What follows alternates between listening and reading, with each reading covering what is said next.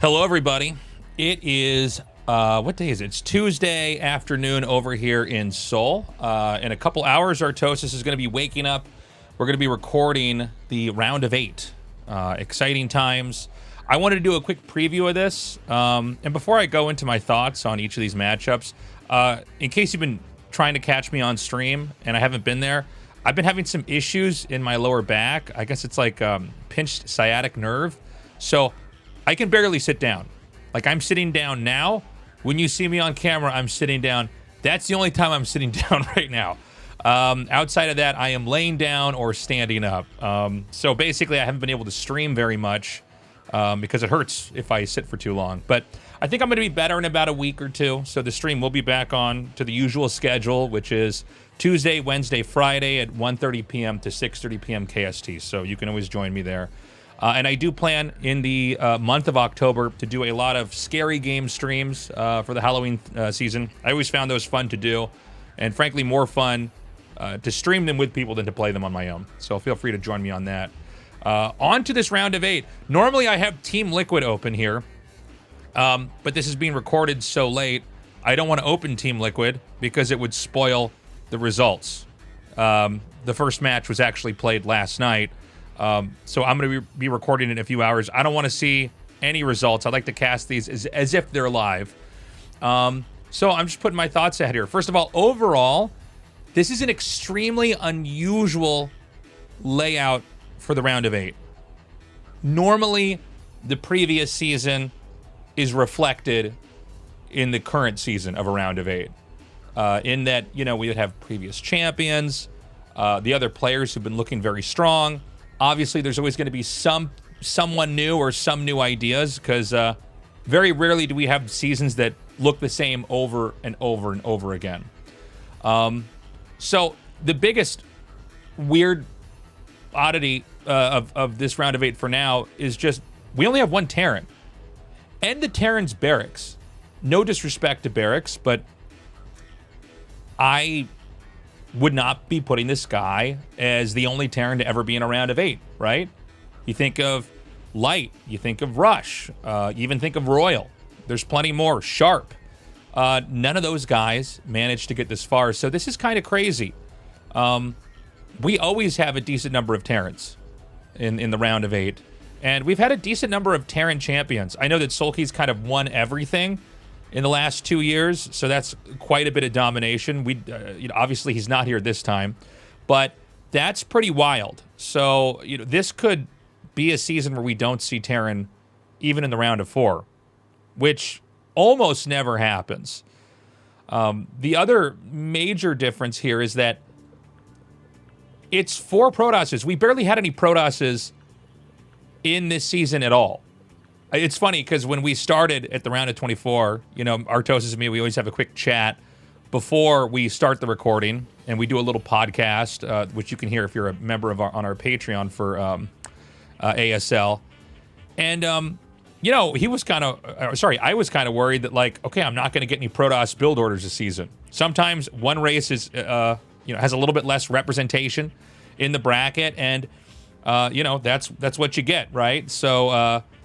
Ironically, it's actually Artosis that is not going to be getting much build order intel, much updates on the Terran meta this season. Now, that is unless Barracks manages to, let's say, win this whole season. That would be insane. I think that's one of the least likely outcomes to come here.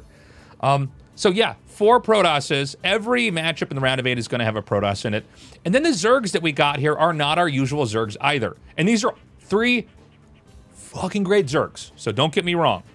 Don't flame me for saying this, but I think most of you guys know what I'm saying. No Sulky for one, the 4-time ASL champion. No Queen, the guy that kind of filled the shoes for, the best Zerg for seasons and even years of ASL. No Action, who's one of the most consistently present players in the round of 8. So that's kind of crazy. So here we are at a very unusual layout for this round of 8. Now, I think the alternatives for the Zerg, Soma, Effort, and Larva are all very viable. These are all players that were, I guess you could say, getting a lot more of the attention for their race at different periods of ASL. It's funny, when you compare this game to, like, any other esport, the only thing I can think of that even comes close is Smash Melee, right? But there's just been so much time in the game. So you got Larva over here. Yes, he was an ASL champion. Maybe one of the best ASL finals we've ever had. Soma has been in the round of 4 a couple times in the past, but that was like years and years ago. We're talking like 4 or 5 years ago. And Effort was probably the rank 4 player in the world the year or two prior to StarCraft 2 coming out, where StarCraft 1 kind of went into like a bit of a Dark Ages period. There was a lot of StarCraft 2 kind of sucked all the attention, all the money, all the pro gamers out of StarCraft 1 for a little bit. And obviously now we're in this, StarCraft 1 renaissance period that we're in. But this is kind of a crazy round of 8. I think a Protoss is most likely to win. Actually, let me go into each of the matchups here. So Mini versus Barracks. This, I think, will be the most one-sided match. Not because Barracks is bad, but because Mini is extremely strong at playing against Terran. His Nexus first play has been incredible. He is very comfortable cheesing. I think he's an extremely difficult player to kind of predict. He also has been doing a lot of gateway openings into just Nexus. This seems to be rising in popularity with Nexus first, basically. People are pretty good at it now. And so it seems like we're cycling back into gateway openings. Now, when you go gateway openings, there's a lot of ways to do it. You can go for Dragoon range. You can go for Dragoon and skip range and make a Nexus. You can make a Nexus first. There's a lot of different ways to cut it. But I think Barracks is going to have a tough time. I just feel like, and I think we can all agree on this, I think as strong as Barracks looks, Mini is a very good player. Now, Barracks gets some really good prep. He gets a lot of his builds from Flash. He's a really good player. He's really on the up and up. So an upset could occur, but if I had to pick one, I'd be going for Mini here. Snow versus Effort. I'm going to be recording that tomorrow, so you'll probably be getting that in 2 days.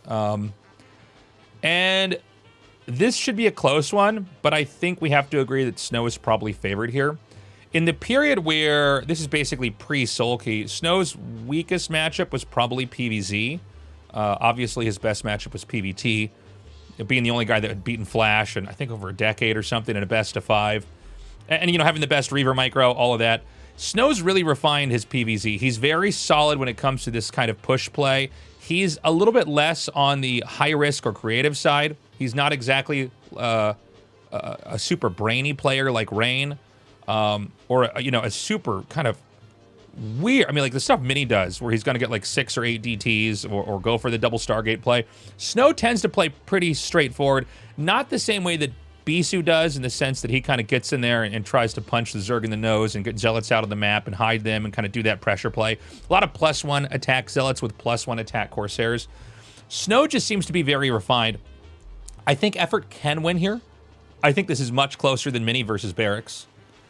But I think Snow is supposed to win here. And in some ways, I feel like Snow is supposed to be winning an ASL pretty soon here. He's looked in really tip-top shape for a long time, but has had some rough draws, some rough pairings. There are seasons, like I didn't know Sulky was going to steal all of ASL for 2 years, right? He looked like he was good enough to do it, but then it started happening.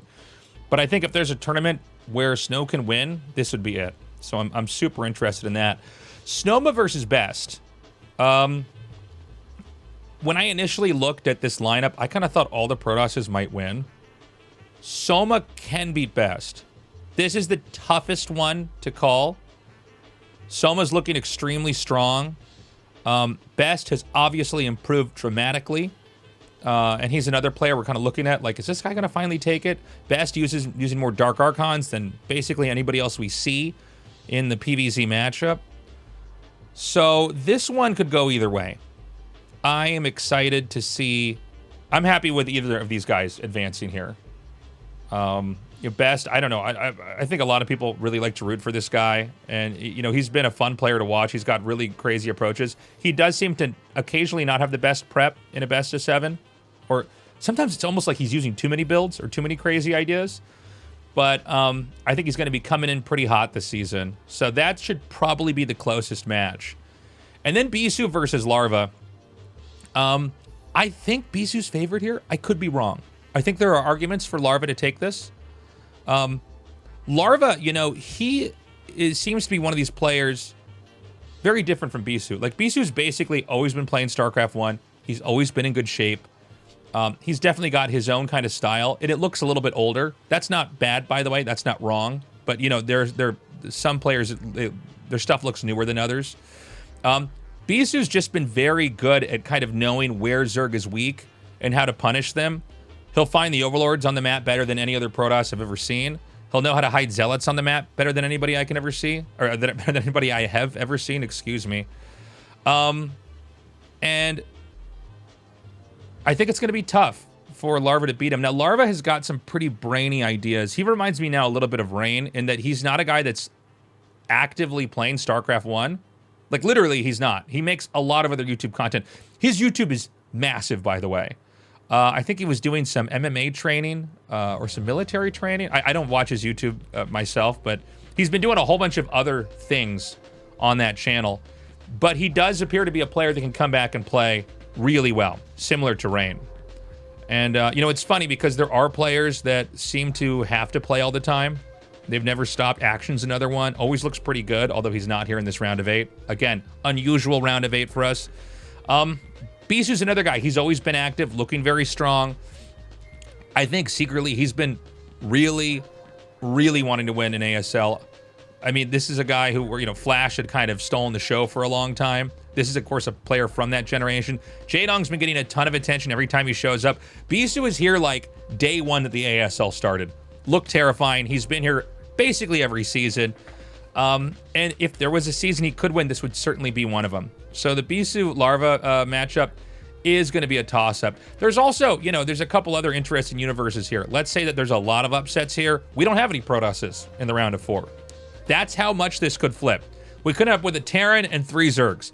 I think it's the least likely thing we could have, but that's, I'm going to put it out there. There's also the flip side of that, which is going to be 4 Protosses in the round of 4, which we've only ever had this happen one season in KSL, which was a tournament Artosis and I were casting like 6 or 7 years ago. But that could be the case. So be ready for that too. But again, this round of 8, I don't know if we are now entering a totally new era of StarCraft 1. And these are going to be the guys that are consistently here. If Terran's in a hard spot, and they need to start to change it up to start to survive here, or if this was just a bad season for them. But outside of a handful, well, I guess basically all these Protoss players, some big surprises for who we had for the Zergs and the Terrans. And just a lot of names that we don't see here outside of Protoss. For Zerg, for Terran. So a very special round of 8. I'm looking forward to bringing this to you guys. So what? It's about 6 p.m. over here in Seoul. So I usually start this recording at 9 p.m. We send it in to Soup. They usually get it uploaded at about 2 to 3 p.m. KST. So you'll be seeing the VOD there. So this should be uploaded before that is uploaded. Be sure to avoid spoilers online. I'm trying to think of what else I can tell you guys. I do hope to be streaming soon if my back muscles allow me to. And what else can I say? We just wrapped up season 2 of RSL. If you also like watching StarCraft 2, that's on a separate YouTube channel. You can search Revive SC2, all one word, to find that. We're planning out season 3. All this is streamed on my Twitch channel. And I am about to send in the deposit for booking a live venue in December. We're not going to announce the dates yet, but we will be selling tickets for that. You will be able to fly out to Seoul to see StarCraft 2 matches live, where I'm casting them. Players are there. I'm there. Fans will be there. So be on the lookout for that. And I guess that's it. Thank you so much for joining me. I am looking forward to wrapping up the season of ASL. It's been a crazy, busy couple of weeks. It's 2 ASL casts a night, and then it was 4 RSL casts in a row after that. So 6 nights a week. I'll be back to streaming. I look forward to hanging out with you guys. And thank you for watching. Like and subscribe. Let me know what you think about this round of 8 in the comments if you got any predictions. And I hope to see you in a future video. Bye-bye.